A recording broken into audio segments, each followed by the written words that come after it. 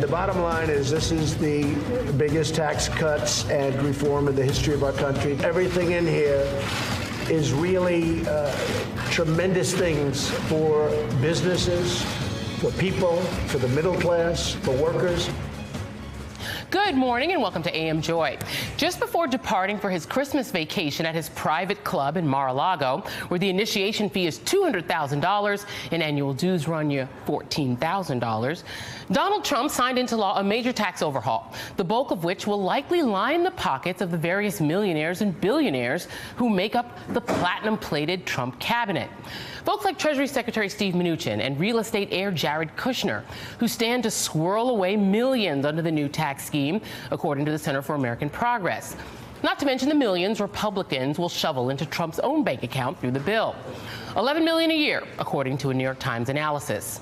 Meanwhile, the middle fifth of American households will get an average of just $18 a week in tax cuts in 2018, and we'll see even that meager cut disappear within the next decade. Republicans are now setting their sights on gutting the social safety net to pay for their tax cuts for corporations and the super rich. First up, welfare, which is not a single program, but a catch-all term for social benefits that Republicans have never liked. You're going to see this administration move on vigorously to an agenda which will include infrastructure and welfare reform. I think we're working through some of the top priorities. I think you can expect welfare reform. The kinds of entitlement reforms I think that we're going to be pursuing are the kinds that help make sure we get people from welfare to work. And after that, expect an effort to cut Medicare and Social Security, a.k.a. entitlements, that you, the working people of this country, have paid into your whole working lives. We have been trying to make our entitlements sustainable into the future, and you cannot ignore the problem. The debt, forget the tax bill for a minute, is going up regardless unless you deal with entitlement reform. And although candidate Trump promised zero cuts to Medicare, Medicaid, or Social Security, the Trump administration is now singing a different tune. The president does not didn't want to do any cuts there, but you did do cuts in Medicaid. We did because he was trying to protect the program. And right now it's on an unsustainable path that will not last. Joining me now is MSNBC anchor Ali Velshi, senior advisor to MoveOn.org, Karine Jean-Pierre, and National Republican strategist Caton Dawson. And Ali, I'm going to start with you on this. So when you look at the percentage change in after-tax income, and you go at that by income, it's clear that even whether you look at it by percentages or by raw numbers, this is a tax cut for the rich. Right. We should just forget the raw numbers because it's not actually relevant given the income disparity in this country. There's just no way. You can run these numbers any way you want. This is absolutely a tax cut for the rich. It's a teaser rate for the middle class. For a couple of years, like those mortgages, you get a few bucks back every month, and then it'll go away. Your point about entitlements is entirely right. First of all, we just need to change the name of entitlements because you pay into them. But number two, to discuss entitlement reform anyway is a red herring. But to discuss it when you're trying to use it to finance a tax cut for corporations that didn't need it in the first place is downright ugly. And third, I've actually studied this work program. The idea that if you let's take the biggest entitlement program, Medicaid, right? And you look at the number of people who get Medicaid who potentially could work. It's a very, very small portion. It's a few $100,000.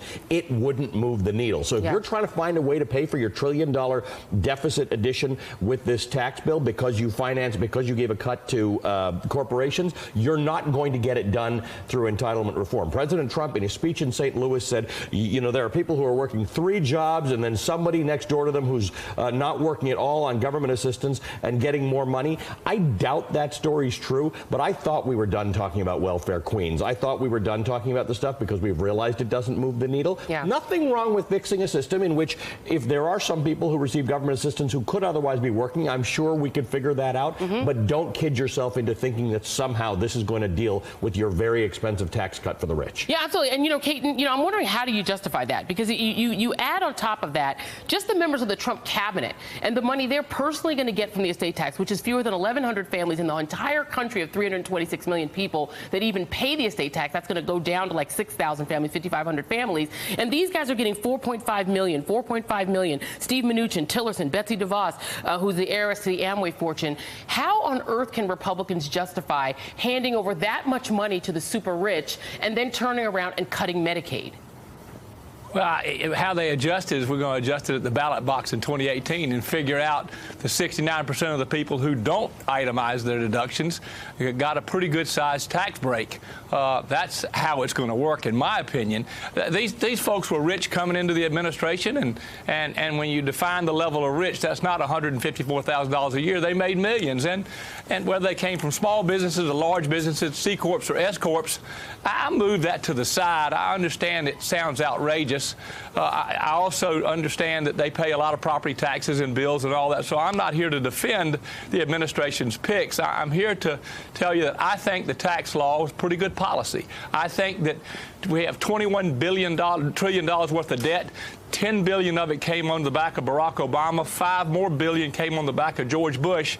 So I'm glad to hear we're all concerned about deficit spending. Maybe we all ought to join the Tea Party, because that's where they came from. But and that's what caused a lot of accountability in the Republican primary. Well, I'm going to let Ali fact check that. But this is, look, if you care about debt and deficits, you're adding the Joint Committee on Taxation says this is going to add $1 trillion over 10 years. Others say it might add $2 trillion, especially if the tax cuts for individuals are extended, because that's what a lot of Republicans want. But remember, there is a very, very, very big difference in all of those types of debt you mentioned. Most of the debt under George W. Bush was from war. So let's forget this entitlement nonsense. It's not from that. Most of the debt under President Obama was because we had the biggest recession since the Great Depression. We had a stimulus bill, and we were giving economic aid to people. This will be, for the first time in a very long time, tax cut for the rich finance deficit. Tell me why that ever has to happen. Why do we have to cut social programs and increase the deficit to give people who already had the greatest share of the economy in the country more money?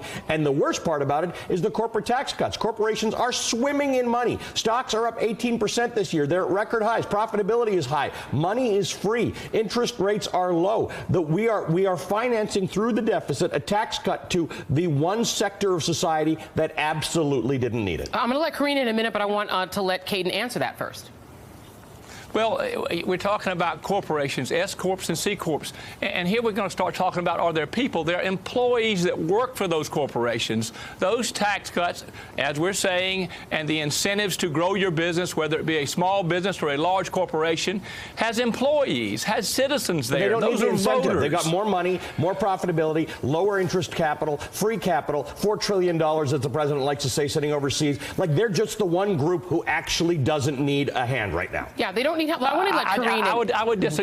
I would disagree with that. I've run a C corp, I've run S corps. Absolutely, you need capital. Absolutely, you need the incentive to spend your capital and risk your capital. This is for giant, enormous corporations. I want to let Karina in here. This is, you know, you guys are the grassroots folks, but you may not need to do a lot of work in terms of getting people to hate this tax bill. It's already polling really, really terribly.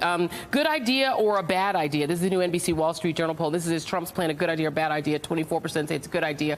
41% say it's a bad idea. Same polling outfit. Which party would do a better job handling the economy? Dems don't often win this one, but they're winning it now. Karine.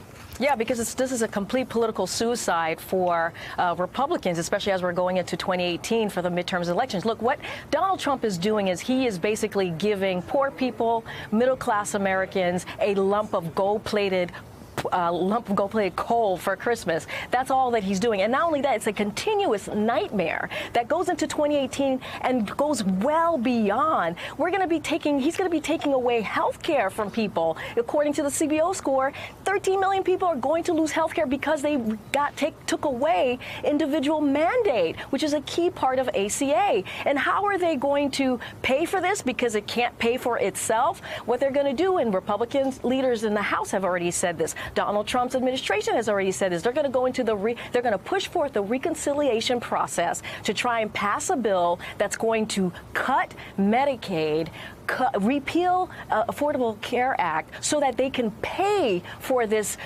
whatever $3 trillion, $2 trillion deficit that's going to have to pay for this tax plan. I mean, this is so atrocious. This is so horrific. This is so terrible. And that this is political suicide for the Republicans in 2018. You know, I have to ask you this question, because even if you personally like the policy, and I know you do, the plain fact is Republicans have to go out and sell the idea that 18 bucks a week for the average hardworking working stiff that's out there busting their hump every day, 18 bucks a week, and that is going to be temporary, and that their boss, their corporation, is getting multi-millions of dollars. Donald Trump and his cabinet get multi-millions of dollars, tax breaks for private jets.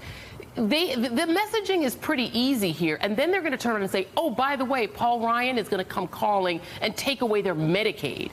This is not an easy sell for your party. Well, again, I differ with that. I mean, the Affordable Care Act was a hard sell for the Democratic Party. It takes a while to soak in. President Obama was elected and reelected on an issue that supposedly was unpopular in America. That it hurt his party in the midterms, and that was giving people health care. I mean, giving people health care, and they got wiped out in the 2010 midterms. Yep. That's exactly right. So, I mean, so the messaging here, I'm glad people are concerned. I don't think, I mean, the numbers are good in the 33 races in the Senate. The House numbers are okay. You got to turn about 40 seats. I think that what people will see by the time 2018 comes, they're going to see some reduction in their tax bills when it comes in the normal paycheck. They're going to see some economic activity they hadn't seen for a while. I know what the earned income tax credit's going to do. I know what the policies are, but let me put it real simple. We weren't doing real well in the middle class, so I think this maybe helps us try to start restoring some of the middle class workers that we have and need to identify, whether you're a Republican or a Democrat. What was working, the deficits were growing under the last two presidents. Allie's got that right to a point, but we needed something different, something I think is optimistic. I mean, we can keep pounding the hell out of the rich and talking about the rich, but there's nothing wrong with being rich or getting rich. That's America. Nobody said there's anything wrong with it. It's just, do we need to keep giving the rich a baby bottle? Exactly. Like, do we need to keep on? Let me let Allie. I'm all about people being rich. As I say on Joy's show all the time, I'm an unabashed capitalist. Here's the problem. Our intractable problem in our economy today is not actually unemployment. It's inequality, right? It is actually bigger in America than it is in many other countries. And part of the reason for that is if you are unemployed in Norway or Canada or the United Kingdom, you can still get a lot of other things, including subsidized or free college tuition.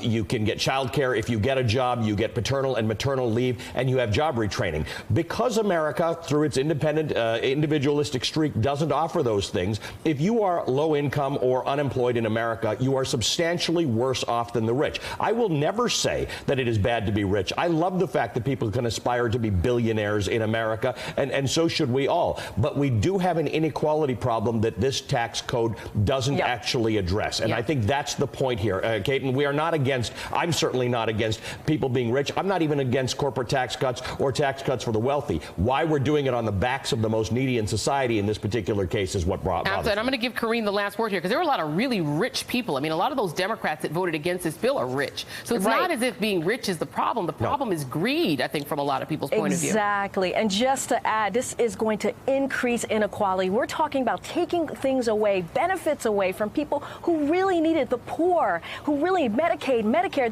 This bill is going to trigger $25 billion cut from Medicare. This is what this bill is doing. And when I was talking about the reconciliation process, the reason that they're using that process is because they don't want Democrats involved in it. They don't want Democrats to filibuster. They want to get the minimal amount of votes to get that passed. Why? And you were talking about Obamacare. We did it through regular order. This is not regular order. What they're doing here is just unimaginable and is going to hurt the people who truly need this. Oh, well, I'm gonna end it right there. These are three of my favorite guests, and it's great to have you guys on to hear Merry Christmas and Happy Holidays. Merry Christmas to you. All the Happy Holidays to you guys. Thank you very much. Ali Velshi, Karine Jean-Pierre. Appreciate you guys. Caton is going to be back later in the show. And coming up, Donald Trump claims victory in ending Obamacare after millions of people sign up for it.